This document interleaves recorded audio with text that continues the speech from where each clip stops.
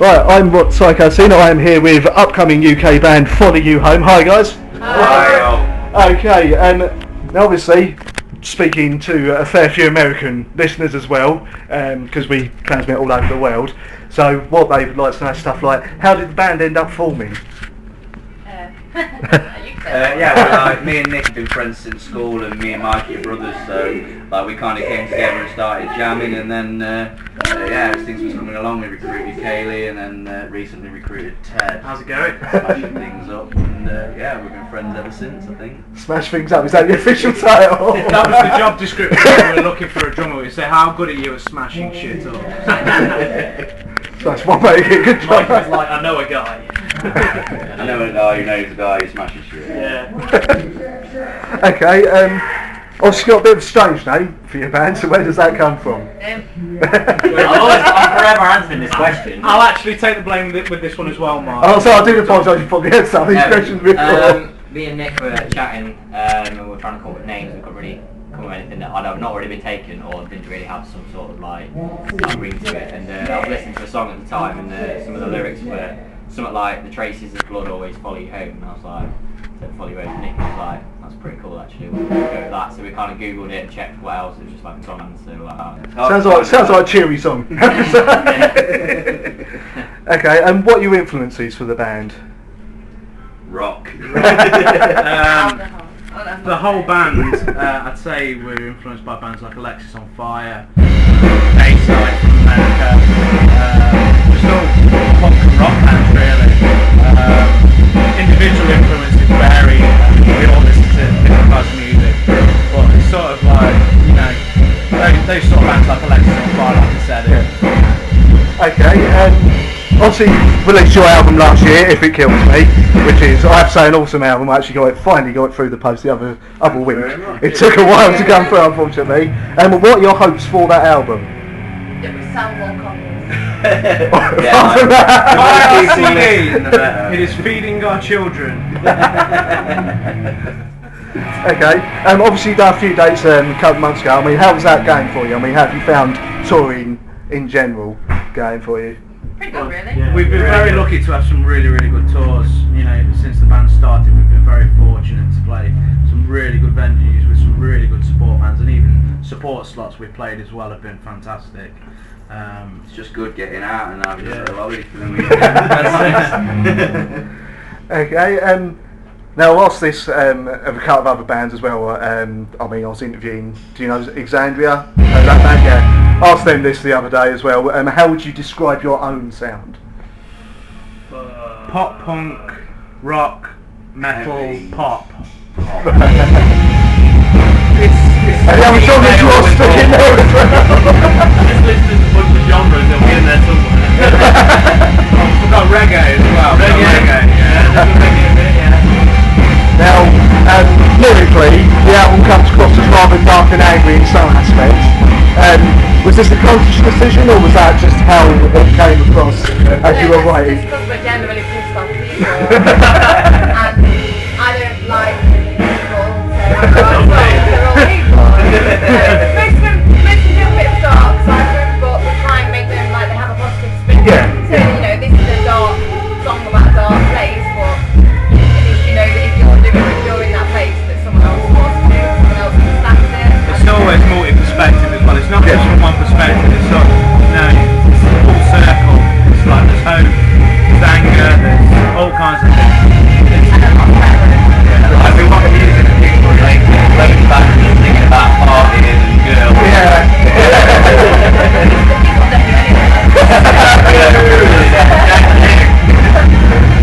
Now, you said you don't like people, so that means you've got to do an IT band on the next album, have an album with a song called People Want a Bunch of Bastards. Okay, now obviously, as I said, we transmit all over the world, and hopefully sometime you yourself will be playing there. Now, to people who haven't seen you live yet, how would you describe your life? It's like,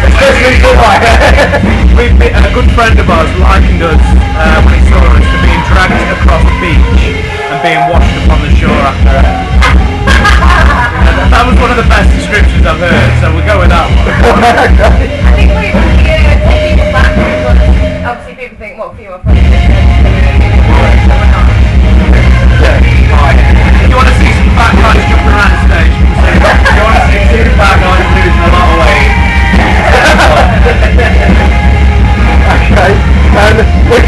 play with anyone at all, what would your dream lineup be for you home to play?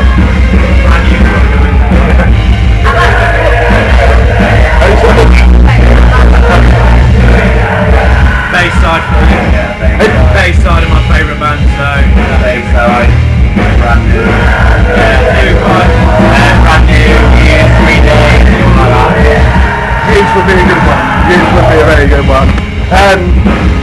Okay, now if you could get anyone again to do a guest spot on your next album, who would you have? Vic from Pierce the Band and Win. Eric Win all day.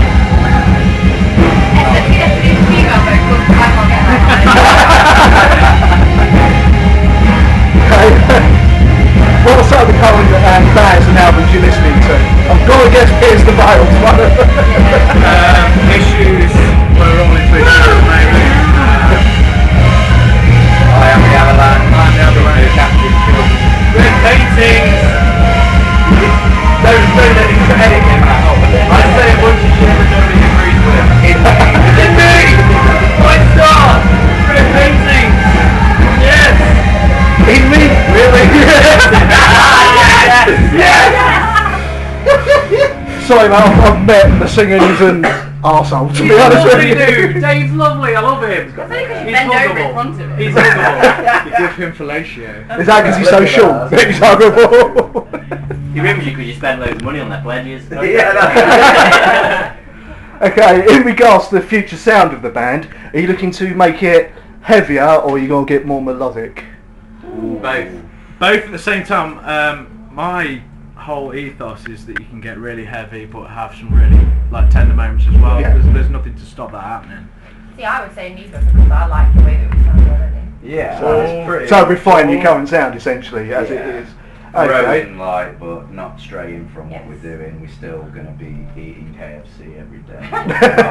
So, Okay, did the writing of the album, again, called it If It Kills Me, go buy it now, did it go smoothly, or was there any particular tracks where you think you had a few issues with, or? Not really, because we've written it over since we met really. It's a combination of all the songs that we've written since we met. Recording.